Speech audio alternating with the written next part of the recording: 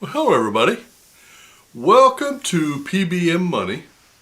Today, I'm going to do something a little different. I'm going to talk about one specific thing, and that is dividend stocks. Now, what is a dividend stock? Well, the easy way to explain it would be like this.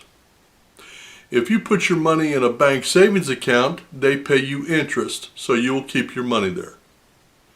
A dividend stock pays you interest if you keep their stock. That's basically how it works. Now, the benefit to one over the other is this. A bank will pay you only interest. A dividend stock has the interest plus growth. Not bad. So, what are the benefits to dividend stocks versus the rest of the stock market? Well, dividend stocks are a lot more secure because if they can afford to pay dividends, they must be pretty financially secure. Another advantage to dividend stocks is security. Now, it is true that bank savings accounts are insured by the FDIC, but if you buy the stocks through a secured place, they are covered by the SEC. Now, interest right now on a bank savings account is 0.005. If you want to get a 1-year CD, they will pay you 0.01. It's pathetic. The average stock that pays dividend, that is a secure stock, will pay you between 3 and 5%. That's a heck of an improvement. So if you want to find a place to plant cash, but you don't want to do it in a bank savings account, maybe dividend stocks is the way for you to go. Now, dividend stocks, when I started buying dividend stocks. Now, I did not start until I was over 60.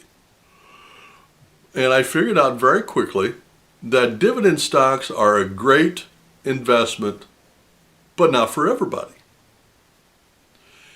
There is a guy on YouTube called P.B.M.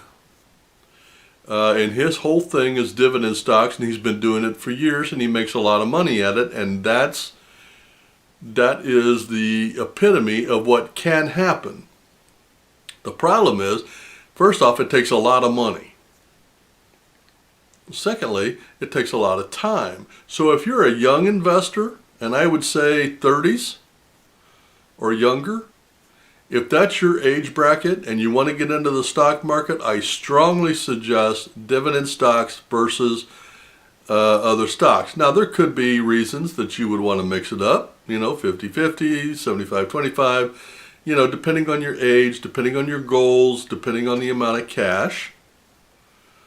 But dividend stocks are a good way to invest and on a day-to-day basis, make money on your stocks while you still hold the stocks.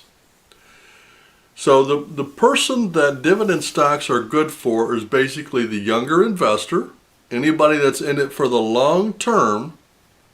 And remember, the benefit to dividends is you get dividends plus growth.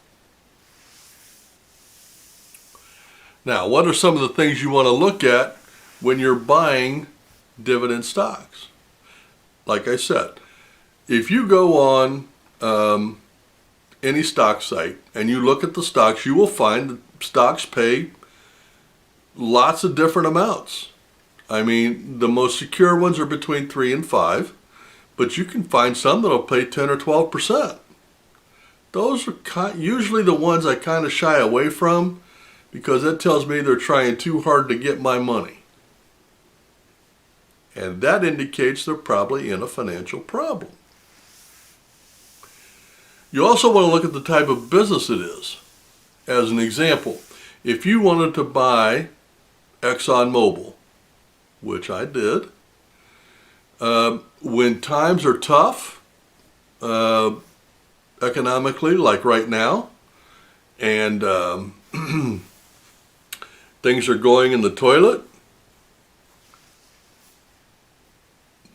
those kind of stocks react a whole lot differently than when things are great, like when they were under Trump. Because when things are great, people pull their money out of the secure stocks and the consistent dividend payment, and they put it into more not so secure, so they can have a bigger chance for a lot of growth. That's the downside to dividend stocks.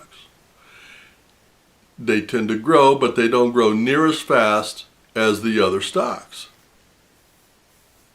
Another thing you want to look at is how long have they been in business. One of the things I noticed when I was buying stocks is the younger the business, the higher the dividend. And that makes logical sense. You know, they're a young company. They haven't got a track record to induce you to invest in their business. So they offer a higher dividend rate, trying to lure you into buying their stock. And if you pick the right one, there's nothing wrong with that. Now, one of the key things, if you're trying to build a long-term, secure, steady dividend income, is how long have they been paying dividends. Now, and I don't remember the names, but there's two delineations for long-term dividend payers.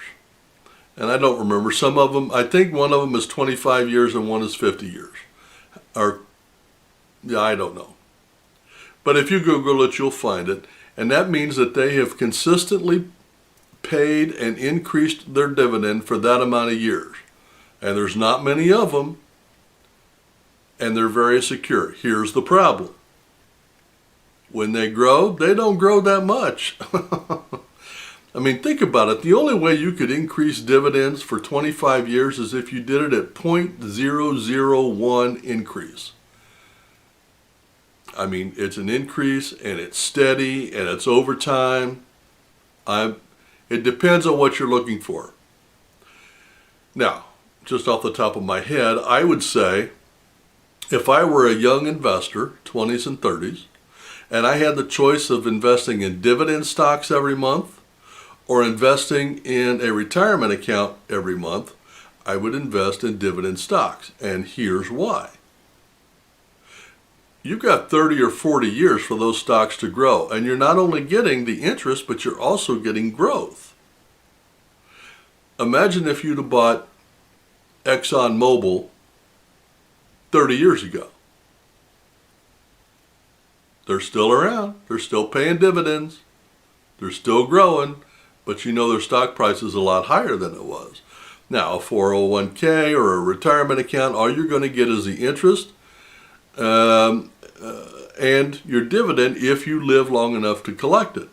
With the dividend stock, you can cash that bad boy in anytime you want. Try doing that with the retirement account. You'll pay so much penalties and interest penalties and stuff that it won't hardly have been worth it. Everybody else makes money on that deal except you. Now, there is one exception to this rule that I know of, and it is called a REIT, a real estate investment trusts. They are required by law to pay everything over a certain amount out in dividends. So if you have a real estate investment trust that is in a big city in a booming time, they're going to pay high dividends. That does not mean they are unhealthy. That means they are healthy. And if you don't understand that, then don't stick around. But the warning sign for a REIT is if the dividend rate starts falling, that means their business is falling. Because by law, there is a definite correlation between dividend paid and security of the REIT. So when you're looking for a real estate investment trust to buy the dividend stock, that one I would look for a high, and there are some out there that are 10, 12, 15%. I would buy those because that's telling me that by law, they're making 15% more than the law says they can. That tells me they're pretty darn secure. So if things go south, they've got 15% to go down, and they're still a good, solid company. Now, when you go in to set up your account, if you decide to buy dividend stocks, I have a recommendation to make. And they will ask you this when you sign up. Do you want to do a DRIP? That is a direct reinvestment program stock. The answer is no. Now, most people will tell you to say yes to that so that it can accumulate and have compound interest, which is true. But let's think about that. What if instead of if I had ExxonMobil, which pays very consistently, very steady, but over the period of a year, let's say I had $100 in dividends for me. Do I want to put $100 back in ExxonMobil, which is going to pay about 2 or 3%? Or would I like to take that $100 and put it into a real estate investment trust, which is going to pay me 10 or 12%? I want the decision. Now, if the economy goes to hell and, and Exxon is still paying 2 or 3%, and they give me my $100, maybe I'll just reinvest it right back into ExxonMobil. But I want to make the decision. Do not make the decision up front that all dividends are directly reinvested. Again, that puts the control and the knowledge of your income and expenses in the hands of somebody else. I would say just, and I have done this. Just give me the money. Give me the money and let me decide where it goes. I don't want you deciding for me. In conclusion, I would like to say that dividend stocks are a great investment, and I would never, ever say anything otherwise. However, it's not for everybody. Dividend stocks are not for older investors. They're not for investors who want a quick growth, a quick profit, an in and out type of daily trading stock. That's not what this is about.